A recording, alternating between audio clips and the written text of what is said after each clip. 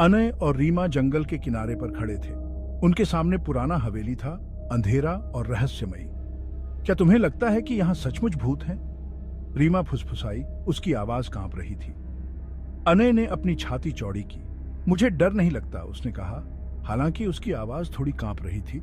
चलो चलते हैं। सच तो यह था कि अनय डरा हुआ था, लेकिन वह पीछे नहीं हट सकता था। रीमा को देखते हुए नहीं।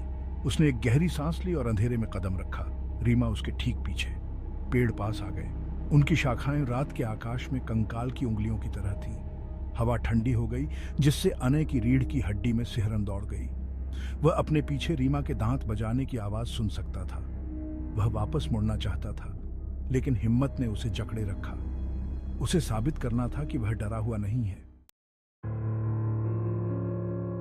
पुराने लोहे के गेट को धक्का देने पर वह कराह उठा। सन्नाटे में गूंज उठी, तेज और ऊंची। अनय ने टटोलकर अपनी टॉर्च निकाली और रास्ते पर चमकाई। पत्थर की दरारों के बीच से खरपतवार उगे हुए थे और गिरे हुए पत्ते उनके पैरों के नीचे चरमरा रहे थे।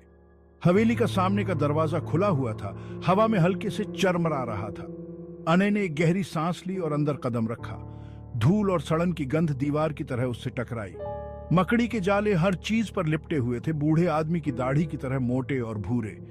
यह जगह खौफनाक है, रीमा फुसफुसाई। अनय ने सिर हिलाया, बोलने में असमर्थ। उसने अपनी टॉर्च फायर के चारों ओर चमकाई। उनके सामने एक भव्य सीढ़ी थी। उसकी एक बार पॉलिश की हुई लकड़ी अब फीकी और खरोंचदार थी। हर तरफ धूल की एक मोटी परत जमी हुई थी। ऐसा लग रहा था जैसे हवेली की दीवारों के अंदर ही समय रुक गया हो। वे सावधानी से हवेली से होकर गुजरे। उनके कदमों की आवाज सन्नाटे में गूंज रही थी। हर कमरा एक जैसा था। धूल भरे फर्नीचर सफेद चादरों में लिपटे हुए थे। हर सतह पर मकड़ी के जाले चिपके हुए थे। हवा भारी और स्थिर थी, जिसमें सड़न और किसी और चीज की गंध थी, कुछ ऐसी जिसे अनय समझ नहीं पा रहा था। इससे उसके पीछे के बाल खड़े हो गए। देखो, रीमा फुसफुसाई, दीवार पर लगे एक चित्र की ओर इशारा करते हुए। यह उदास आंखों वाली एक जवान लड़की का चित्र था। जैसे ही वे देख रहे थे, पेंटिंग में लगी लड़की पलकें झपकाती हुई लगी। अनय ने पलकें झपकाईं और हरकत गायब हो गई। उसने अपना सिर हिलाया। यह सिर्फ परछाइयां हैं, उसने कहा, हालांकि उसे खुद यकीन नहीं था। वे एक लंबे गलियारे से होते हुए आगे बढ़े। हवा और ठंडी हो गई और अनय दीवारों से आती हुई एक धीमी फुसफुसाहट सुन सकता था। यह आवाजों की तरह था, बस पहुंच से बाहर। वह रुक गया, ध्यान से सुनने लगा। क्या तुम्हें वह आवाज सुनाई दे रही है? वह फुसफुसाया। रीमा ने सिर हिलाया। उसकी आंखें डर से फैली हुई थीं। ऐसा लग रहा है जैसे कोई बात कर रहा है। वह वापस फुसफुसाई। जैसे ही वे एक बड़े धनुषाकार द्वार के पास पहुंचे, फुसफुसाहट तेज होती गई। अनय ने कमरे में अपनी टॉर्च चमकाई। यह एक लंबी गैलरी थी जो सख्त दिखने वाले पुरुषों और महिलाओं के चित्रों से सुसज्जित थी। जब अनय हिला तो उनकी निगाहें उसका पीछा करती हुई प्रतीत हुईं। पांचवां भाग, अंधेरे में एक झिलमिलाहट। यहां फुसफुसाहट सबसे तेज थी। यह उनके चारों ओर घूमती रही, मानो चित्रों से ही आ रही हो। अनय कांप गया। उसने अपने कंधे पर एक ठंडा हाथ महसूस किया और घूम गया। अपनी टॉर्च बेतहाशा चमका रहा था, लेकिन वहां कुछ भी नहीं था, केवल चित्र। उनकी आंखें उसे घूर रही थीं। चलो यहां से निकलते हैं, रीमा फुसफुसाई। उसकी आवाज कांप रही थी। लेकिन तभी अनय ने कुछ देखा। रोशनी की एक धुंधली झिलमिलाहट गैलरी के दूर छोर पर एक दरवाजे के नीचे से आ रही है। उसने उत्सुकता का एक उछाल महसूस किया, जो उसके डर से भी ज्यादा मजबूत था। उसे यह जानना था कि उस दरवाजे के पीछे क्या है। छांव में भाग बंद कमरा। दरवाजा पुराना और भारी था, जो गहरे रंग की लकड़ी से बना था। वह बंद था, लेकिन हैंडल के चारों ओर की लकड़ी पुरानी और सड़ी हुई थी। अनय ने उसे एक धक्का दिया और दरवाजा चरमराकर खुल गया। अंदर का कमरा छोटा और धूल भरा था, जिसमें एक ही टिमटिमाता हुआ मोमबत्ती जल रहा था। कमरे के बीच में एक छोटी सी मेज रखी थी। उस पर एक पुरानी किताब रखी हुई थी, जिसका चमड़े का कवर फटा हुआ और घिसा हुआ था। अनय अंदर कदम रखा। एक अदृश्य शक्ति ने उसे खींच लिया। रीमा द्वार पर हिचकिचा रही थी। उसकी आंखें डर से फैली हुई थीं। अंदर मत जाओ, वह फुसफुसाई। इस कमरे में कुछ गड़बड़ है। लेकिन अनय किताब तक पहुंच ही गया था। वह उससे निकलने वाली शक्ति को महसूस कर सकता था, प्राचीन और ठंडी। उसे इसके रहस्य जानने थे।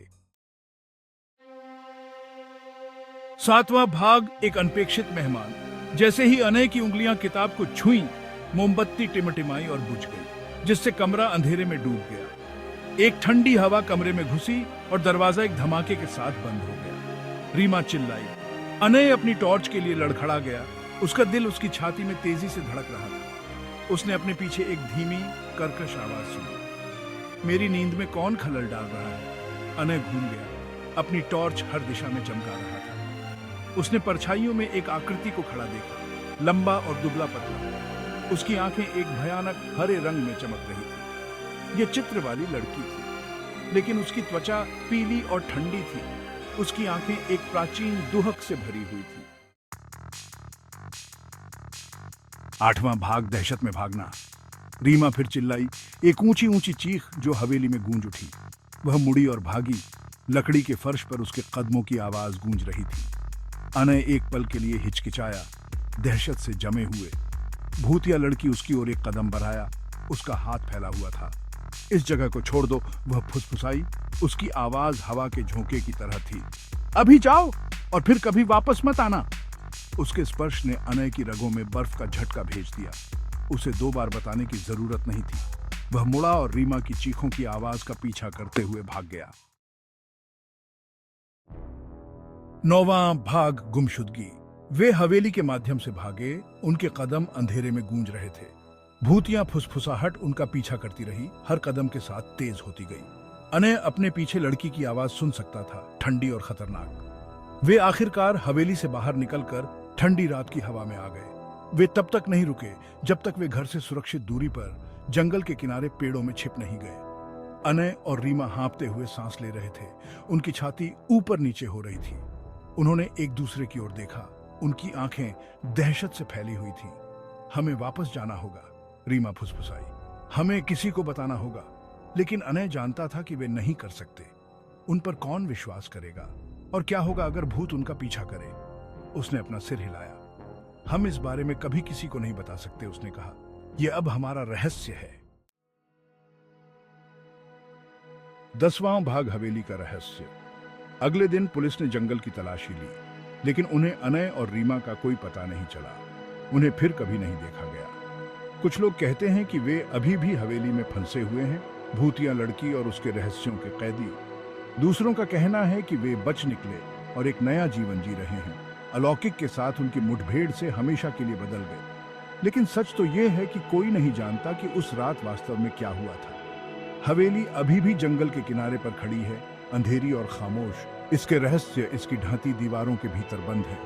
और गैलरी में फुसफुसाहट जारी है। उन 2 बच्चों की एक खौफनाक याद दिलाता है जो हवेली के सबसे अंधेरे रहस्य को उजागर करने की हिम्मत करते थे।